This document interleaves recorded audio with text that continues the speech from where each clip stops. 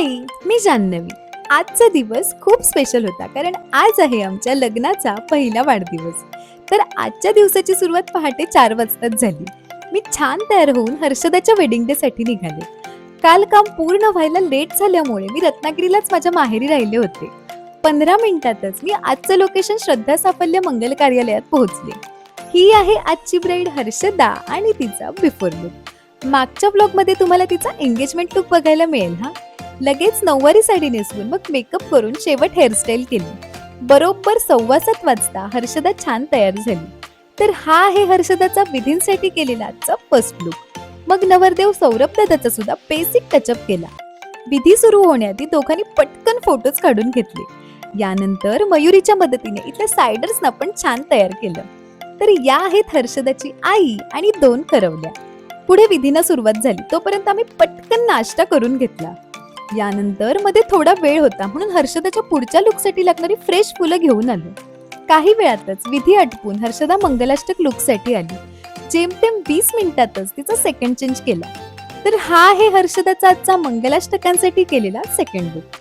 वेळेआधीच तयार झाल्यामुळे हर्षदाला या लुक मध्ये सुद्धा छान फोटोज काढता आले. मुहूर्ताची वेळ येईपर्यंत हर्षदा गौरीहर पुजायला बसली होती. इकडे आम्ही हर्षदाचा रुखवत बघितला. इतका सुंदर होता ना. प्रत्येक वस्तूमध्ये खूप साऱ्या आठवणी दिसत होत्या. आईबाबांनी लिहिलेलं पत्र वाचून तर मला सुद्धा भरून आलं. पुढे लग्न लागल्यावर हर्षदा अर्ध्या तासातच रिसेप्शन चेंज साठी आली. जेमतेम 20 मिनिटातच तिला रिसेप्शन साठी छान तयार केलं.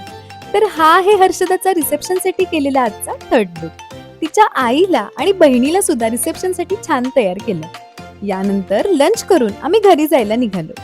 तासाभरातच मी खंडाळ्याला घरी पोहोचले.